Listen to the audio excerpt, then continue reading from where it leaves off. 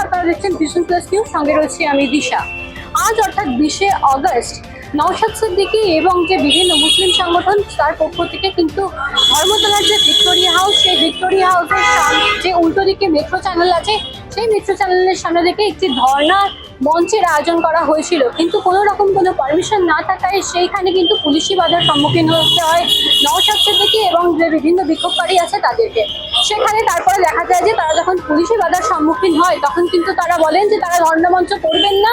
সেখান থেকে তারা অবিরত হয়ে তারা কিন্তু মিছিলের জন্য উদ্যোগ নেন এবং মিছিল করার জন্য উদ্যোগ নেন, কিন্তু সেক্ষেত্রে দেখা গেছে যে পুলিশি বাধার সম্মুখীন হয়েছে তারা, এবং তারা কিন্তু বারংবার বলছিল যে আমরা শান্তিপূর্ণভাবে বিক্ষোভ প্রদর্শন করবো, কিন্তু পুলিশ কোনোভাবেই কোনো রকম কোনো কর্ণপাত করেননি। এবং পুলিশি একটা সময় পর দেখা যায় যে বিভিন্ন রকম দিক থেকে পুলিশি বাধার সম্মুখীন হয় এবং পুলিশি ধরপাকড়ের মধ্যে পড়ে গোটা পরিস্থিতি। এবং তারপরে দেখা যাচ্ছে যে শুধুমাত্র যে মুসলিম সমর্থকরা ছিলেন শুধুমাত্র তাদেরকেই যে পুলিশ ধরছিলেন তা এমনটা নয়। এর পরে আমরা দেখতে পাই যে নওশাদ সিদ্দিকীকেও কিন্তু বারংবার ধরার চেষ্টা করা হয়েছে। একটা সময় পর দেখা গেছে যে নওশাদ সিদ্দিকী পালিয়ে যাওয়ার চেষ্টা করছিলেন, কিন্তু তারপরেও কিন্তু আবার পুলিশের হাতে ধরা পড়েন নওশাদ সিদ্দিকী এবং একটা সময় পর কিন্তু তাকে পুলিশ ভ্যানে করে লালবাজার থানার উদ্দেশ্যে, হেয়ারস্ট্রিট থানার উদ্দেশ্যে কিন্তু নিয়ে আসা হয়। এবং তারপর দেখতে পাওয়া যাচ্ছে যে একটা সময় পর একটা চাঞ্চল্যকর ঘটনা সামনে আসে, যে অভিযোগ উঠছে যে নওশাদ সিদ্দিকীর বুকে একজন সিভিক ভলেন্টিয়ার কিন্তু ঘুষি মেরেছেন, যার জেরে গুরুতরভাবে জখম হয়েছে নওশাদ সিদ্দিকী। এবং এই মুহূর্তে কিন্তু যারা বিক্ষোভকারীরা আছেন তারা কিন্তু লালবাজার থানায় অভ্যন্তরে রয়েছে, তাদের গ্রেফতার করা হয়েছে। এবং ইতিমধ্যে বর্তমানে দাঁড়িয়ে নওশাদ সিদ্দিকী কিন্তু এখন মেডিকেল কলেজ হাসপাতালে চিকিৎসাধীন, গুরুতরভাবে তিনি জখম হয়েছেন এবং এখন তিনি চিকিৎসাধীন রয়েছেন। এর পরবর্তীতে কখন নওশাদ সিদ্দিকী ছাড়া পাবে তা কিন্তু এখন দেখা শুধু সময়ের অপেক্ষা।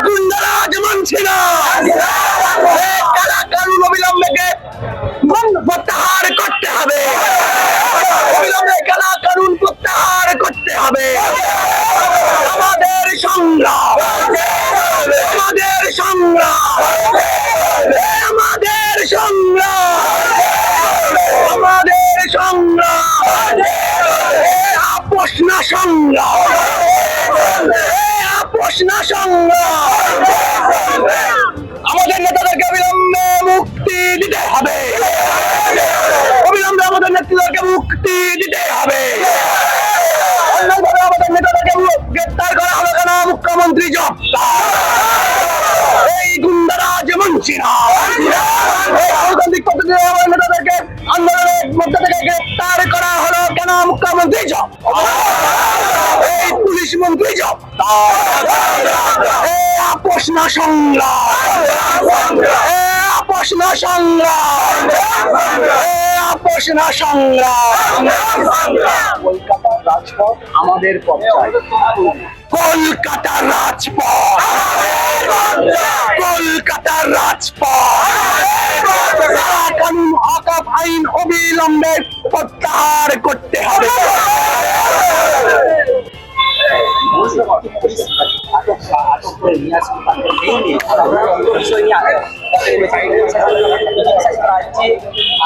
বাঙালি মুখ্যমন্ত্রী নেমেছেন, দাবি তো একই, তারপরে আপনাদেরকে সম্পূর্ণ গণতন্ত্রের হরণ 2011 সালের পর থেকে এই পশ্চিমবঙ্গে শুরু হয়েছে। আমরা বারংবার লক্ষ্য করছি, আমরা প্রশ্ন তুলেছিলাম 21শে জুলাইয়ের মঞ্চ থেকে, যেখানে মুখ্যমন্ত্রী সমস্ত ইস্যুর কথা তুলে ধরেন, কিন্তু এই স্পর্শকাতর বিষয়, যে বিষয়টার সঙ্গে গোটা পশ্চিমবঙ্গের প্রত্যেকটা মুসলমানের হৃদয়ের সম্পর্ক, প্রত্যেকটা মুসলমান ব্যতীত সেই আইন প্রত্যাহারের দাবিতে মুসলমানরা আন্দোলন করতে যাচ্ছে, আর মুখ্যমন্ত্রী কেন বাধা দিচ্ছে? এর জবাব চাইতে আজকে আমাদের নেতারা গণতান্ত্রিক পদ্ধতিতে আজকে কলকাতার রাজপথে ধর্ণা মঞ্চ তৈরি করেছিল, কিন্তু সেখান থেকে অন্যায়ভাবে আমাদের নেতাদেরকে আজকে আটক করে আমাদেরকে ছত্রভঙ্গ করা হলো। জানি না এটা কিসের সেটিং চলছে, জানি না এটা কিসের সেটিং চলছে, আমরা বুঝতে পারছি না কেন, কিসের, কার তত্ত্বাবধানে এই SIR নিয়ে এসে আজকে আমাদের দাবির সমূহের মধ্যে ছিল এসআইআর, যেটার সঙ্গে প্রত্যেকটা ভারতবাসীর স্বার্থ জড়িত।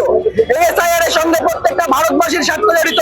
এই আরএসএস এর দালালি করার জন্য আজ মুখ্যমন্ত্রী মমতা বন্দ্যোপাধ্যায় এই পশ্চিমবঙ্গের সর্বোচ্চ আসন দখল করে বসে আছে। এই সময় যদি মুসলমানরা সিদ্ধান্ত না নিতে পারে, আসন্ন 2026 বিধানসভায় এই বিক্রে এই মানসিকতা যেটা তিনি প্রকাশ করছেন, এই পরিস্থিতি যেটা তিনি তৈরি করতেন, এটা যদি পরিবর্তন না করতে পারেন, তাহলে আমাদের মুসলমানদের ভোট বাক্সে এটার জবাব খুব সাহসিকতার সঙ্গে দিতে হবে।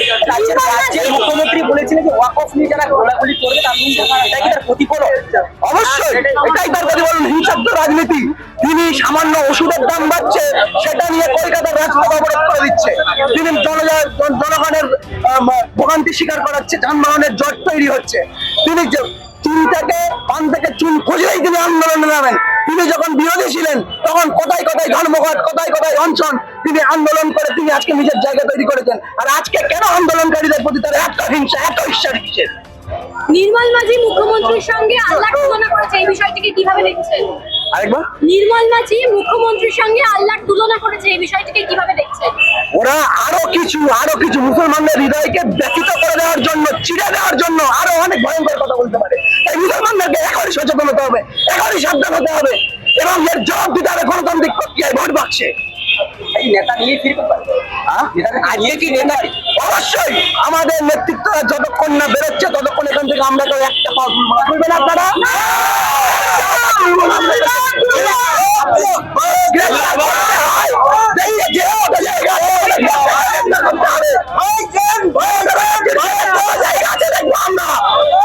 কানুনের বিরুদ্ধে আমরা শপথ নিয়েছিলাম যে মাঠে দম আমরা লড়ে যাবো, মাঠে দম লড়ে যাবো, আমরা প্রাণ বলিদান করে যাবো।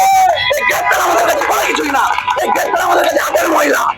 আমরা এর জন্য প্রাণ বলিদান দিতে প্রস্তুত, কারণ এর সঙ্গে আমাদের ধর্মীয় ভাবাবেগ সংযুক্ত, আমাদের ধর্মীয় ভাবাবেগ সংযুক্ত।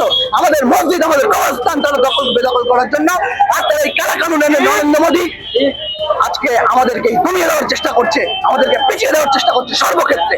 আর তার প্রধান সাহায্যকারী হিসেবে কাজ করছে এই মাননীয় মুখ্যমন্ত্রী মমতা বন্দ্যোপাধ্যায়।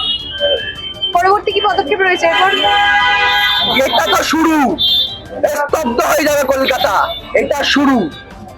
প্রত্যেকটা বাড়ি বাড়ি থেকে মা বোনেরা বেরোবে। আমাদেরকে ওই তিনি সভা মঞ্চ থেকে বলে দিয়েছিলেন না দিল্লি থেকে আন্দোলন করতে হবে, এই ভয় দেখানোর রাজনীতি, গণতন্ত্রের বিপক্ষে যারা রাজনীতি তিনি বহুদিন থেকে করে আসছেন। এর বিরুদ্ধে অবশ্যই যতক্ষণ না এই কালা কানুন প্রত্যাহার হচ্ছে ততক্ষণ আমাদের এই আন্দোলন চলতে থাকবে ইনশাল্লাহ। ছাড়তেই হবে, নইলে পাড়ায় পাড়ায়, জেলায় জেলায়, বুথে বুথে অবরোধ হবে, বুথে বুথে আগুন জ্বলবে। যদি আমাদের এই নেতৃত্বরা এই ওয়াকফ কালা কানুন এই প্রত্যাহারের দাবিতে যে নেতৃত্বদের আন্দোলনের মাধ্যমে তাদেরকে গ্রেফতার করা হয়েছে, যদি গ্রেফতার ছাড়া না পায়। ক্যামেরায় রাজবর্মনের সঙ্গে দিশা মুখোপাধ্যায়ের রিপোর্ট, কলকাতা।